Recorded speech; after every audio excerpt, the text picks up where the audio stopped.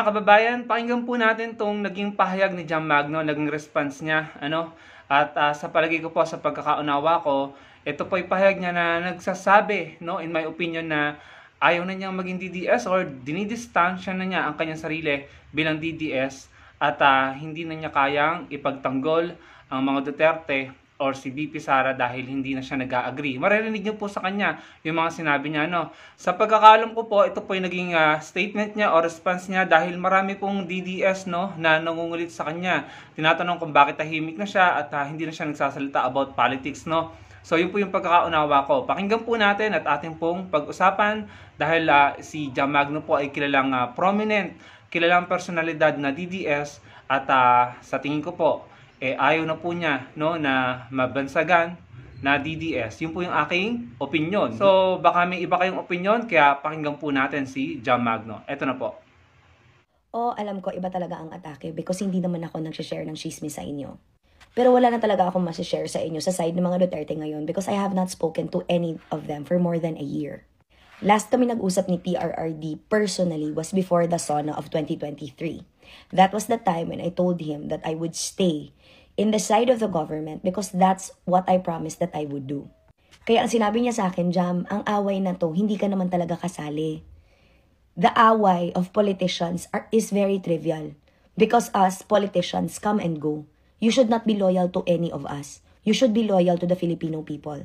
I've made so many videos about it. Nakakapagod at nakakatawa talaga ang mga taong toxic. Gusto niyo na lang naman akong magsalita kasi gusto niyo at expected niyo na i-defend ko ang mga gawain ng mga Duterte. How can I defend something I don't agree with? Diba? Yan nga ba ang sinasabi ko? Dati sinasabihan niyo ko, ang ingay-ingay ko about sa mga Duterte na ang toxic ko. I don't want to be the type of person that is toxic now. Nag-iiba talaga ang priorities ng mga tao. Ako, ang priority ko ang tumulong. At yun naman lagi ang sinishare ko sa plataforma na to. Kayo kasi nagagalit kayo if I talk about the government. Kasi para sa inyo, oh my God, BBM supporter na ako. Kailan ba ako naging hindi? Diba, sila nga ang kinampanya ko nung eleksyon. Kaya hindi ko naiintindihan ang mga logic ng mga tao na gusto nyo magsalita about kay VP Sara. I never worked for her. I never aspired to work for either the DepEd or the OVP.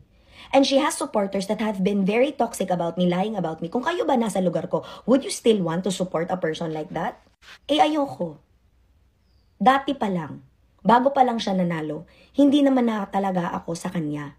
Yes, I spoke about her and Senator Amy at the start of their reign, even up to 2023, because I believed in that tandem. Pero kahit si Senator Amy, di ba, sinisiraan nyo? Di ba? Sinisiraan nyo ang tao na never umalis sa side ni Ma'am Sara. That would even go against her own brother para protektahan si Ma'am Sara. Di ba sinisiraan nyo din?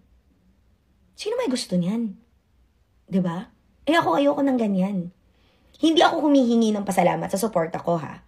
Pero hindi rin tama na sa lahat ng suporta ko, ang ibabalik sa akin that people would lie about me. At sa dinami-dami na nangyari sa akin at anak ko, sa side ng mga Duterte, I don't want to go back. And ay alam yan lahat ni PRRD. Alam yan lahat ni PRRD ang ginawa sa akin at sa anak ko. And kung kayo nasa lugar ko, you wouldn't be as loyal as you are now. There are very loyal supporters of the Dutertes that knew what happened to me. A handful of them, PRRD included. And I said and I promised to him, sir, for as long as you are alive, I will not say anything about any Duterte, not even you. If I don't agree with what is happening now, I will tell you myself, and which I did that. It was so heartbreaking for me to get married na wala doon si PRRD. It was so heartbreaking for me to choose to get married in a silent ceremony somewhere na kami-kami na lang talaga. When in fact, kung hindi dahil sa away na to, he would have been there. Him and the speaker and Ma'am Yeda would have been there. Even Kuya Robin Padilla, who are closest to me.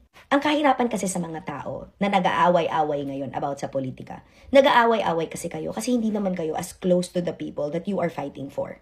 Ako, in my position, I don't look at any of them as ano yun, artista na obsessed ako. Ano yun, love team na nag-break up, na pipili ako ng side. I felt sad for months because ayokong maipit. Ayokong maipit dahil finally, nasa trabaho ako na masayang-masaya ako.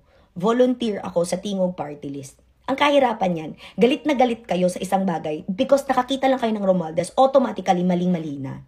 To think, ngayon lang naman nagsalita si Speaker at ang Presidente dahil sa sinabi ni VP Sara. And entitled sila doon. Ang kahirapan lang din kasi, gusto nyo na magsalita ako para pabor sa inyo. Hindi ako ganun. Ayoko na nagpapadikta. Tapos ngayon, ayoko magpadikta, sasabihin nyo bayaran ako. Come to think of it, ibabalik ko nga naman talaga yan sa inyo. Ano nga ba talaga na iambag nyong mga tao sa akin? Nung naghirap pa ako at anak ko, di ba pinagtatawanan nyo ko? Nagbebenta ako ng barbecue at takoyaki, di ba pinagtatawanan nyo ko? Hindi ba you're the same people that supports the Dutertes now na forcing me to like your side? Ang toxic nyo. And yes, I used to be a part of the people that supports the Dutertes so vocally. Pero it's not nice na kayong mga sinusuportahan ko din, kayo yung unang manginginsulto sa akin. Kaya ganun, di ba? Nung gamit na gamit nyo pa ang content ko, di ba? Tuwang-tuwa kayo. Pero ngayon naman na nahimik ako, gagawan-gawan nyo naman ako ng storya. Di ba diyan kayo magaling? Gawa-gawa ng istorya. Ako, hindi yan kaya ng pagkatao ko because I don't like fake news. I don't like fake news at all. And with so much fake news being proliferated now, nakakatawa. Oo, iba talaga ang atake pag ako ang nagsalita. Dahil ayoko pa din talaga ng fake news. Pero ang gusto nyo kasi manahimik ako about sa gobyerno, tumutulong nga ako sa mga tao. Hindi man ako napunta sa DSWD, but programa ng DSWD ang pinamimigay namin sa taong bayan. Yan naman kasi ang trabaho ng Tingog. Ang kahirapan kasi, dahil galit kayo sa mga Romualdez, ayaw nyo na nandito ako. Dito nga ako nilagay ni PRRD. Alam niya ang motibo ko kung bakit andito ako. Kasi gusto niya na gawin ko kung saan ako masaya. Masaya ako dati na dinedefend si PRRD because I have a connection to him and I speak to him personally. And what do you want me to do now? Speak about any of the Dutertes when I don't speak to any of them, not even VP Sara. And I don't agree with what she is doing. Sumali ko ba yun? If I choose to be silent? Why don't you go to the other people that are connected to her? Why don't you go to the pages of those people that work for her? Bakit andito kayo sa page ko? Oo, umiyak ako dati. Oo, maingay ako dati. Because dati yun. Do I advocate against them now? I don't. Nagsalita ba ako against them now? I won't. Because I made that promise to PRRD. Because what I have with him is an actual friendship. What you have with him is fanaticism. We are not the same. Ang hirap-hirap nun na ang Tingog ang sinusuportahan ko dahil trabaho lang naman walang personalan. Gusto nyo, mag-isip ako katulad nyo. Kaya nga nandyan kayo at nandito ako. Kasi ganyan kayo mag-isip. Nadadamay ang taong bayan sa away sa taas. Marami kami na naniwala, na naiipit. Ako, iniipit nyo ko dahil ayokong sumabay sa gusto nyo na content. Because ang gusto nyo na content, na i-defend ko si Ma'am Sara, hindi ko kayang gawin yun dahil hindi ko naman alam ang ginagawa niya, dahil ayokong malaman, dahil ayokong madamay. Hindi fair na nandito ako sa Tingog, di ba? Na andyan pa din ako, na magsasalita pa din ako, at magde-defend pa din ako sa mga Duterte, kahit hindi naman yun gusto ko. Gusto ko ay nandito ako sa taong bayan, na walang pinipiling side. Na nanenerbisyo ako, na wala ako at hindi ako nagtatanong, Unitim ka ba? Lenny ka ba? Hindi. Kaya nakakatawa na kayo, ganyan kayo mag-isip. Hindi tayo pareho, kaya nga ba Magno ako at ganyan lang kayo. Kaya nga 'di ba, gusto nyo na ako ang magsalita about politics and I still do. But not about an away that has nothing to do with how the government works now. In fact, ang away na yan is threatening the government. Hindi nyo ba nakikita yan? Pero kung sasabihin nyo na I will agree to a people power, I won't. For what? Magpi-people power, magkakagulo ang Pilipinas. For what? Sasabihin nyo magulo ang Pilipinas? No, it's not. Because ang nagpapagulo sa Pilipinas, ang mga opinion nyo na wala naman talagang ambag sa pagpapatakbo ng gobyerno at sa pagtulong sa mga tao. Kaya ayokong sumabay sa inyo. Kung galit kayo, magalit kayo. If you lie about me, sanay na ako dyan. But I will continue to help. And I will continue to work for the benefit of the many Filipino people who believe in me. Kung hindi kayo kasali, di wag. So yun mga kababayan, malinaw. Tatlong bagay po yung na-pick up ko. Ako personally, in my opinion, tatlong bagay ang sinasabi ni Jam Magno dyan, tatlong mensahe. Una, sa pagkakaunawa ko po, dumidistansya siya sa mga DDS, Kaya hindi po niya sinusunod yung panawagan ng mga DDS na magbigay siya ng reaksyon, na ipagtanggol niya si VP Sara. Pangalawa, yun na nga po, hindi na niya kayang ipagtanggol si VP Sara dahil sa pagkakaalala ko, sabi niya, bakit niya ipagtatanggol kung hindi siya nag-agree, no? Yun po yung naalala ko ng verbatim, no? Hindi niya kayang ipagtanggol at hindi rin niya kayang batikusin. And naalala ko na may pagkakaibigan sila ng mga Duterte or ni PRRD, no? So yun po yung pangalawa. Pangatlo, mas pinipili po niya yung kanyang ginagawa ngayon na kabilang siya ng Tingog Party List, na may mga activities sila or may mga ginagawa sila para naman sa kanilang mga constituents, no, sa mga Pilipino. So yun po yung pagkakaunawa ko na mas pinili niya tumahimik at magtrabaho kasama ang Tingog Party List, no, na para sa kapakanan ng mga Pilipino naman. So yun po yung tatlong bagay. Una, para sa akin, dumidistansya na siya sa mga DDS. Pangalawa, hindi niya kayang batikusin si VP Sara dahil sa pagkakaunawa ko, may friendship sila.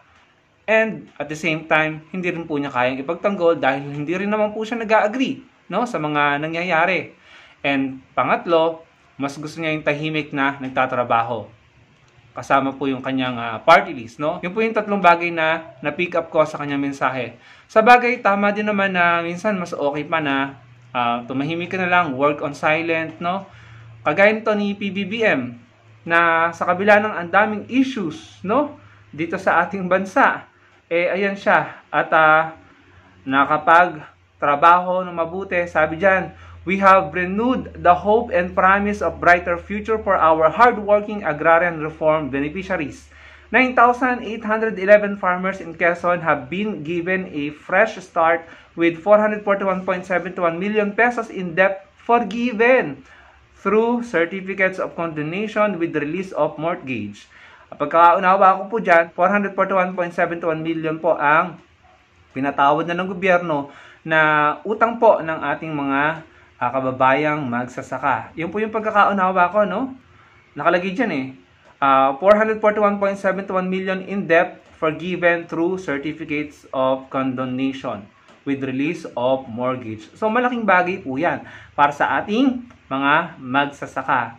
And ayan po, no? Nagtatrabaho ng tahimik. Sabi nga ni Jam Magno, mas pinili niyang tumahimik, magtrabaho. Kasi nga, hindi po niya kayang bumatikos at hindi rin niya kayang sumuporta, edi doon siya sa third option. Magtrabaho, tumahimik. At palagay ko, okay din naman yan. Kagaya po nito ni President Bongbong Marcos. Nagtatrabaho sa kabila po ng sandamakmak na pang-aaway na tinatamasa niya. And ito rin si Atty. Leni Robredo. Sa kabila po ng mga impeachment, mga issues ng mga confidential fund, ng ibang politiko, si Atty. Leni, si PBBM, nagtatrabaho po ng tahimik. Si Atty. Leni, ang kanyang Angat Buhay Foundation, ay nakapagpatayo na naman po ng mga bagong classroom. This time, 2 classroom po. Ayan mga kababayan, ipapakita ko po sa inyo. Napakagandang accomplishment niyan. Yan po ay located sa Morada Ramos Elementary School in Barangay Carolina. Yan po. No, so nakakatuwa na may mga ganyan po tayong pinuno, no? Manalo matalo, nagtatrabaho ng tahimik para sa mga Pilipino. Nakakatuwa po na meron tayong mga ganyang pinuno, no? Yung nanalo, nagtatrabaho ng tahimik para sa mga Pilipino. Yung natalo, ganun din. Gumagawa ng kanyang pwedeng i-contribute sa ating bansa. Nagtatrabaho din ng tahimik para sa mga Pilipino. Walang issues, walang drama, walang kung ano-anong negative, no, na vibes. At siguro kung pare-pareho po ang ating mga leaders ay ganyan, tayong mga Pilipino ay sisigla, magiging energetic, at magiging masaya na makiisa sa pagpapaunlad ng ating bansa. Pagdating po dun sa naging mensahe ni Jam Magno, karapatan naman po niya na umiwas na, no? Kasi talaga namang sa totoo lang, stressful po ang usaping politika. Yun nga po, sa tingin ko, dumidistansya na siya sa mga DDS or bilang DDS at hindi po niya kayang batikusin at hindi rin niya kayang suportahan ang mga Duterte. Yun po yung pagkakaunawa ko, no? Siguro nakita rin niya at naramdaman niya na sandali, parang may mali, no? Kaya hindi niya kayang mag-agree at kaya hindi niya masuportahan, hindi siya makapag-express ng suporta. Yun naman po ay aking opinion lamang nung narinig ko ang mga sinabi niya, no? Pero meron din po akong opinion na gusto kong sabihin na si Jam Magno ay isa sa mga reason kung bakit nanalo si VP Sara. So sana, kung sa tingin mo ay may kabati-batikos at sa tingin mo ay dapat may i-call out, dapat nagsasalita din. Hindi yung tatahimik lang nung nalaman mo na, ay, mali pala yung naging boto ko at pagsuporta ko, di ba? Pero at the end of the day, karapatan niyang gawin kung anong gusto niyang gawin. Pero tayo mga Pilipino, maging responsable tayo. Kung aayain natin ang ating mga kababayan, i-impluwensyahan natin na pumili at bumoto sa isang kandidato. Kung yung kandidato na ipinanalo natin or iniluklok natin ay may ginagawang mali or talaga ng mga may kabati-batikos na ginagawa, dapat po hindi tayo tatahimik dahil responsable po tayo sa pagkapanalo nila. Kaya dapat may responsibilidad din tayo magsalita na batikusin sila at i-call out sila para ayusin nila ang kanilang trabaho. Pero at the end of the day, karapatan po natin pare-pareho ang tumahimik at dumistansya. At sabi ko nga po, pinakita ko naman po sa inyo kung anong resulta kung ang ating mga pinuno ay nagtatrabaho, tahimik at umiiwas sa away. Yung mga trabaho ni PBBM, nakikita natin, mga magsasaka, mga Pilipino ang nakikinabang. Yung pinagagawa na Atty. Leni ng mga classrooms at dormitoryo, nakikita natin, mga estudyante, mag-aaral at mga guro ang nakikinabang. Walang away, walang drama, walang issues. Mga Pilipino lamang po ang nakikinabang at mga Pilipino ang nagiging masaya. Yun lamang gusto ko ibahagi sa inyo mga kababayan sa video ito. Maraming pong salamat sa panonood at sana po i-like nyo ang ating video at makapag-comment po kayo at magkita-kita tayo sa susunod kong video. Salamat po.